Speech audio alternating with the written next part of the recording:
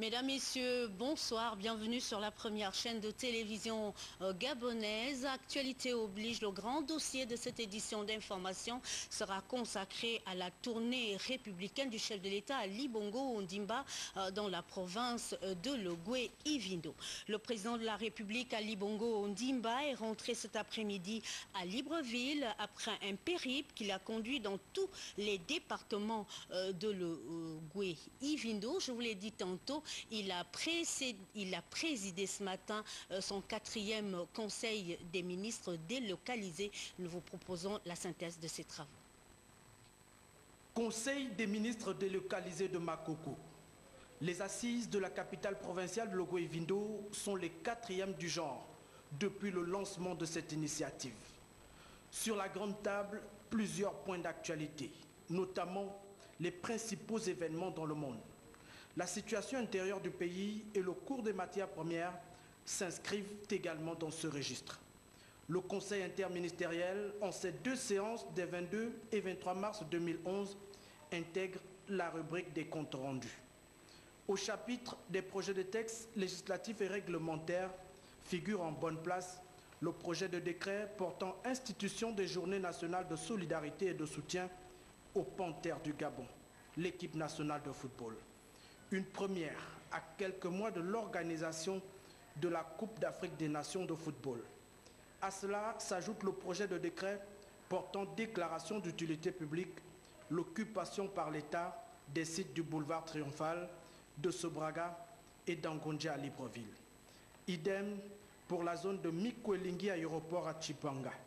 C'est donc un tour de table gouvernemental à forte connotation sociale qui se tient ici, sur les bords de l'Ivindo. Des mesures individuelles devraient certainement compléter le tableau de ce 4e Conseil des ministres, qui sera rendu public à l'issue des travaux.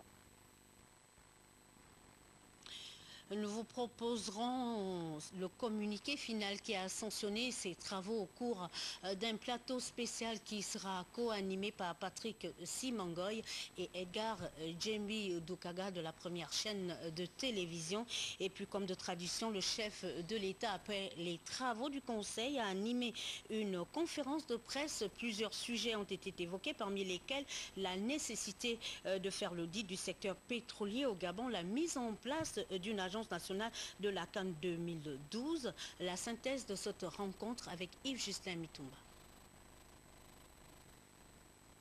L'entrée dans cette salle de la présidence de Makoko du chef de l'État clôt définitivement la visite républicaine d'Ali Bongo Ondimba en terre ogivine.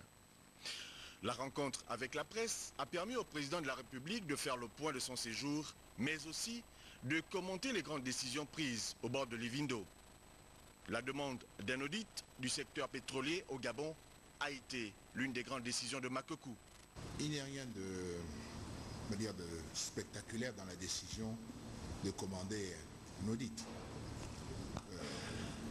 Et je crois que chacun doit s'attendre à ce que tous les secteurs puissent être un jour ou l'autre audités. Nous voulons savoir ce qui se passe sans préjudice et sans attendre forcément qu'il pourrait y avoir quelque chose de ne pas normal à découvrir. Moi, je fais confiance aux uns aux autres, mais bon, il est bon que nous puissions aussi savoir. Nous sommes en train de revoir tout ce secteur avec un nouveau code pétrolier, la création de nouvelles compagnies nationales de pétrole. Bon. Donc moi, je veux savoir comment ça se déroule. J'ai financé un certain nombre de programmes qui sont importants pour le Gabon dit émergent. Et pour finir, ceci rentre surtout dans le cadre de la bonne gouvernance. L'on retiendra également de ce séjour présidentiel la création d'une agence de bourses et stages, faisant ainsi de la formation la clé de voûte de la marche du Gabon vers l'émergence. J'ai commandé un audit qui m'a livré un certain nombre de résultats et par rapport à ces résultats, j'ai donc pu prendre un certain nombre de décisions. Et bon, c'est clair que je ne suis pas content de la manière dont ce département a fonctionné. Les jeunes gabonaises et les jeunes gabonaises ont été pénalisés par une certaine façon de faire. Bon, et cette façon de faire a des conséquences graves puisqu'elle peut quand même arriver à nuire à l'avenir de nos compatriotes en les empêchant de pouvoir conduire leurs études dans de meilleures conditions. Et il est normal que la formation étant un secteur clé où tout l'avenir de notre pays repose sur une bonne politique de formation et d'éducation, il est normal que nous puissions prendre les dispositions nécessaires pour veiller à ce que ceci ne puisse pas continuer. Tout cela fait partie, comme j'ai dit, de la bonne gouvernance et de la lutte contre la corruption. Face au scepticisme qui gagne les populations gabonaises à quelques 10 mois de l'organisation de la CAN 2012 dans notre pays, le président de la République rassure.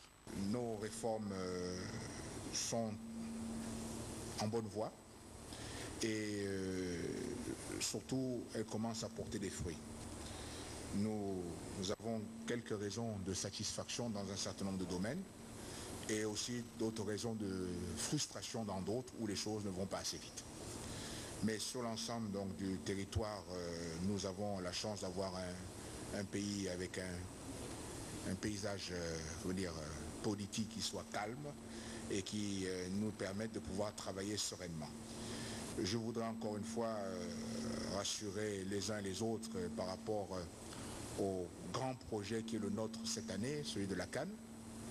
Il y a une évolution qui suit son cours, positive pour l'ensemble des chantiers. Nous accusons certains retards pour d'autres, mais il est clair que le gouvernement se préoccupe de cet événement et que malgré des inquiétudes ici et là formulées, le Gabon accueillera bien cet événement au moment dit.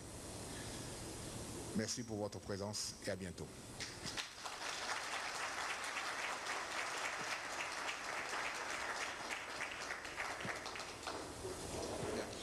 Autre point évoqué, la gabonisation des postes pour le chef de l'État Ali Bongo Ondimba. Cette gabonisation rime avec formation. Nous l'écoutons. Je passe beaucoup de temps à expliquer quel est notre programme, pour qu'on ait un programme qui soit clair, lisible, visible. Et c'est cela qui fait en sorte que nous pouvons aussi attirer les capitaux étrangers et notamment les investisseurs étrangers à venir donc dans notre pays mettre leur propre argent. Et donc le défi pour nous est que face à un investisseur qui vient mettre son argent, qui vient investir, il doit pouvoir trouver une main-d'œuvre valable ici, au Gabon. Moi je suis totalement pour la gabonisation. Mais je suis contre la gabonisation au rabais. Parce qu'à terme, cela va nous coûter très cher. C'est pour cela que cette politique de gabonisation doit être nécessairement accompagnée d'une politique de formation. Le travailleur gabonais doit être compétitif. Il doit être aussi bon que d'autres travailleurs africains, mais aussi bon que d'autres travailleurs en dehors de l'Afrique, asiatiques, européens, américains. C'est à ce titre-là, au bout de cet effort-là, que nous pourrons réellement exiger ce que nous voulons, à savoir préférence nationale, car il y a de la compétence au Gabon. Mais par rapport à l'étranger qui vient investir, il est important qu'il trouve réellement la compétence sur place. Et chaque fois que nous aurons la compétence, nous nous battrons pour imposer que les Gabonais soient prioritairement engagés. Le chef de l'État Ali Bongo Ondimba était également à Boué avec nos confrères de la presse présidentielle. Nous vous proposons les temps forts. Boué, chef-lieu du département de la Lopé. La cité en effervescence accueille le président de la République. Les dernières retrouvailles datent du mois d'août 2009. Sur cette même esplanade, les populations avaient offert un accueil mémorable au président Ali Bongo Ondimba en campagne présidentielle avant de lui garantir la majorité de leurs suffrages électoraux pour conduire à bon port son programme de développement dans cette localité. Les populations du département de Lopé m'ont chargé de vous dire leur attachement à votre personne ainsi qu'à votre politique ô combien courageuse. Ayant massivement adhéré à votre projet de société L'avenir en confiance, elles sont plus que jamais déterminées à vous accompagner dans cette tâche exaltante qui est de hisser progressivement le Gabon au rang de pays émergent à plus ou moins brève échéance. Et pour sceller avec vous ces liens inextricables, la commune de Boué fait de vous son citoyen d'honneur et vous offre la clé de cette ville historique créée par Pierre Savorian de Brazza le 13 novembre 1883 et désormais cité universitaire par votre propre volonté. Dans cette cité ferroviaire et touristique, les attentes sont nombreuses. Les possibilités de développement tout aussi. En bon visionnaire, le président Ali Bongo Ondimba a déjà pris la mesure du futur de cette belle cité. Alors j'ai bien entendu tout ce que vous avez dit, notamment le fait de s'attaquer au problème principal qui est celui d'abord du chômage des jeunes et apporter donc mais pour cela, nous devons aussi apporter des solutions importantes pour la formation. Je veux pouvoir mettre la jeunesse dans les meilleures conditions pour apprendre. Et l'idée donc de localiser une partie de l'UOB est née de cela. L'UOB et ses installations telles qu'aujourd'hui elles existent à Libreville sont dépassées pour certaines vétustes, mais surtout manque de place pour pouvoir avoir le campus digne pour accueillir les milliers d'étudiants que nous avons dans cette université. Cette université étant pour nous la plus ancienne, la plus prestigieuse, portant un nom, le nom d'un grand Gabonais, j'ai donc pensé qu'il fallait un cadre extraordinaire, merveilleux pour accueillir cette université.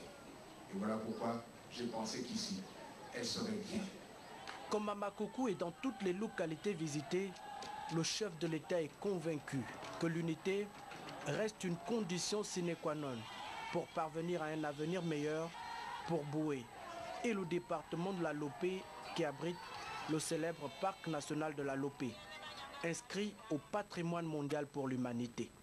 La phase des audiences avec les forces vives de la localité a bouclé cette étape.